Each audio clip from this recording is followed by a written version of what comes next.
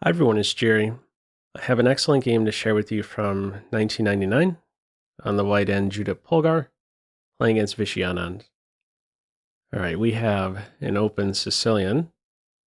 Black continues here with a6. If e6 is played and then g4, this signals the Keres attack. All right, in this game we have first a6 and bishop e3 included. And now on this move 7, it's g4. So technically speaking, this is the delayed version of this attack. Very direct play from here. Black hits in the center and also points at g4. Knight f5, g6 met with the counterattack, g5. Now, best here is to take the knight. Otherwise, white would be better, if not winning. So for instance, if this knight reacts, let's say it goes home, this knight can now react, and this pawn in the end is doing a number, really, on the g8 knight. Also, if the knight goes to the edge like this, we don't have to budge with this guy. Knight d5 is excellent. Preparing to meet pawn takes knight with queen takes knight. This is also a trick in the position knight c7 with the fork. Okay, best is to, on this move 9, take the knight. Pawn takes pawn is best, move played in the game. If white doesn't play in this way, let's say immediately takes this guy right back, black would be for choice. Black would have available f4, kicking this bishop away, and can easily hunt this pawn down. Okay, the plan here with this variation is to scoop up the f5 pawn and leave this knight under fire. In fact, this option is available for many moves, but yeah, we don't see this capture for about 5 or 6 moves in this game. Best now, d5, queen f3, d4, queenside castles. No time to take either piece just yet. There is a pin. It's broken now. And white continues here with bishop d2. So computer at this stage says you could continue to develop. Bishop c4, allowing the bishop to be captured, or even give up this dark square bishop like so. Polgar's plan is to preserve the dark square bishop. Now, let's just pause for a moment. 14 moves in, where do we stand? Black is on move, and black is up 2 knights. These guys, however, super valuable. Invasive pawn duo, in this case, feels like they're worth a minor piece. Black continues here with bishop g7. He's prepared to give up some of that material. He's putting an emphasis on completing development. Now, there's a couple moves I want to touch on here. Rook g8 is considered best, and it likes this as a follow-up here. Still excellent development for white. Not so easy to complete development now for black. Some of the suggestions at this point, bishop e7, rook a7 with b5, activating the rook like this, and even the wild king d8 to c7. I have no idea who's going to play in that way.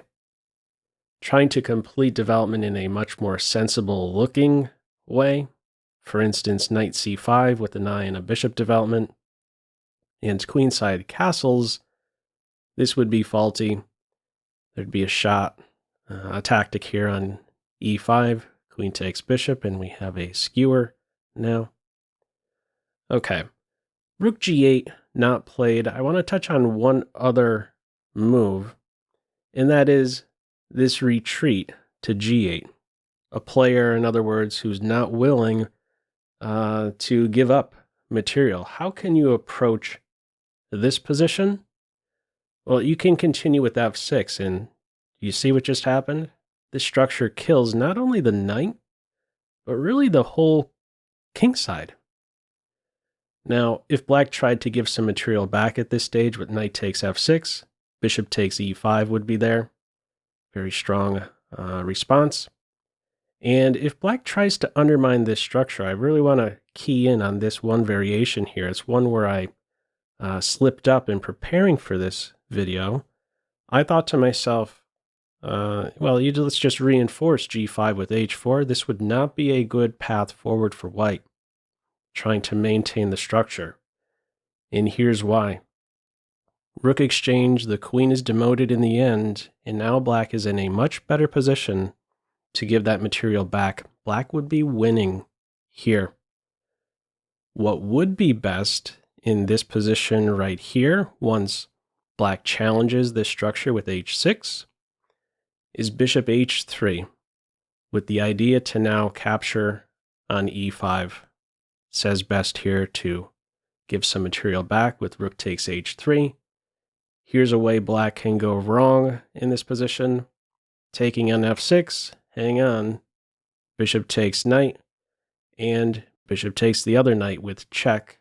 The queen will be won next. Okay, at the end of the day, black is content giving up some material. Bishop g7, still no capture on f6 in this position. Rook g1 is played. If you do capture on f6, the queen would recapture, and who knows, maybe black can still think about castling queenside. Knight c5, bishop d7, and there you go. But by delaying this capture, rook g1, black is no step closer to castling queenside. What productive move is there really for black? Okay, he ends up castling at this stage. Now that we know where the king is, we certainly want this file to open up. Finally, we have the capture on f6. Both minors are pinned, so it's the queen who must capture. And now where do we go from here? Opposite sides castle's position, queen e3, gearing up for f4. This is the big focal point. All right, out of the pin, team black. Here comes f4. And black continues now with queen b6. What's considered best here is rook e8, trying to hold on to this e5 point, with then this idea of bishop h6. Okay, black does not play in this way. He goes with queen b6. There's an only move now for white. Queen g3. She still has to watch over the rook on g1, and now there's a mate threatened. Queen h6 defends the mate. And let me throw this position to you as a pop quiz. How would you continue here? Feel free to pause the video. Okay, only winning move here, and that is rook d6. Classic deflect the defender. Queen's under fire. Can't take the rook, there'd be mate. Now, black continues here with f6. I want to touch on a few variations here, however. Queen takes f4, and both minor piece blocks on f6. So let's look at this one first. Why is queen takes f4 no good? Try and get the queens off? Well, yeah, the queens are off, but soon the king is going to be mated. In this position, there are 4 mate and ones. Okay, some other try in this position right here. The blocks on f6. Let's look at first bishop f6. Bishop blocks, there's a sacrifice on f6. 2 ways to recapture. If queen takes rook, pawn captures pawn is excellent. Queen can't go too far. Still has to watch over g7. And if queen h6, we can hit right back. And now the queen is going to be won next. No way to save the queen and watch out for the mate on g7. Also, in this position, if the knight captures on f6, there's going to be a big problem on the dark squares. We're down. White is currently down a full rook here, but this knight will be hunted. No way to save the knight. Threatening mate here. Bishop block. There goes the knight. And soon this guy is going to fall. So we're going to, in this position, have a 2 bishops versus rook imbalance, completely winning for white. No rush, by the way, with this capture on g6. So if black tries this little idea with the fork, can just take some time out, develop, get out of that tactic, and yeah, this guy will fall soon enough. Okay, one final variation here after this star 20th move. This block on f6, we would take on e5, and then we have this flashy queen takes bishop. This variation here goes right into a very simplified ending, but there is one extra pawn here, and this is decisive in this case. Very active white rooks in this final position as well, and many targets as well for this light square bishop. Okay, at the end of the day, no piece block on f6, no queen takes f4. It's this sad move, f6. No pieces can now make use of that f6 square. Where do we go from here? Now this is a threat to exchange queens. So bishop d2, we're ready to take, unleash an attack against the queen. That would be a disaster for black. So if black captures in this position on f4, bishop takes, and big problem now. Queen will be lost. Black's try in this game is e4, making sure this diagonal doesn't open up. Okay, from here, continue to develop. Bishop c4. Black continues now with b5. If instead knight c5 is played, trying to get at f6, this knight could immediately be challenged. Bishop e3, and where's this guy going exactly? How are we completing development? You really want to go to the edge? White could take time out to simply parry this pressure against f5. Very difficult to complete development here for black.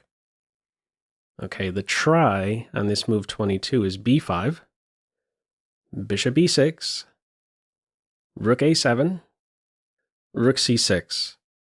I want to just pause for a moment. Something stuck out to me about this position. All of black's pieces are pretty much frozen. If we look one by one, what productive moves do the black pieces have here? These two have a total of 0 legal moves. This queen has moves, but none of them are good. She has to babysit the bishop. This knight can't move. There's going to be a problem on c8. Black is down to rook moves. And what are they even doing? They're not really productive. Bishop b7 in this position could be met with rook c7, and then there'd be a pin on the 7th rank. Tied down almost entirely, Team Black. What does he try? Pushes a pawn. Bishop e3, taking away another square from this rook. Now we can say 3 pieces now have no legal moves. Bishop d5, ready for a capture, and then another capture. Rook goes back to rank 1. Rook c7, completely tied down, Team Black. All he has left are silly pawn moves. This is, in fact, the computer recommendation, just pushing one of these two. At least this guy has a square now. b3, the follow-up. What a sad move to have to meet here. Slow, improving moves. Just highlights, hey, I could take all the time in the world here, no rush, completely under control, and now I have some safety for my king. Rook b5 here. Bishop c6. We end up with this little tactical sequence now.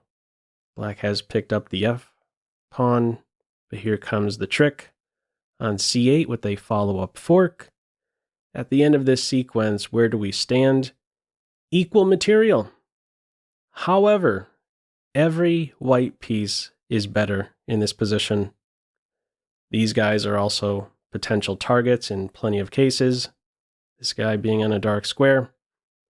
Plan here, get to the 7th rank, or the 8th rank, excuse me.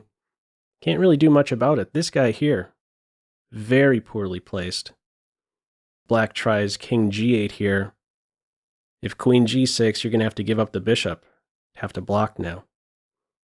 All right, black plays into a pin. And now one final move here, queen g2. Black simply resigns. There's no stopping queen captures pawn. A solid pawn up, white will soon be, and every piece remains better. And black has, at the end of it all, no counterplay. No chance here. So if I'm to take it out just a few moves, what might this look like? This position right here, again, up material, every piece is better. Pinned bishop, restricted queen, she has a responsibility. No hope here. These might be ideas at some point taking advantage of the pin, multiple checks, no hope for Team Black. All right, he calls it a day in this one. Queen g2, black resigns. So, what'd you think of this one?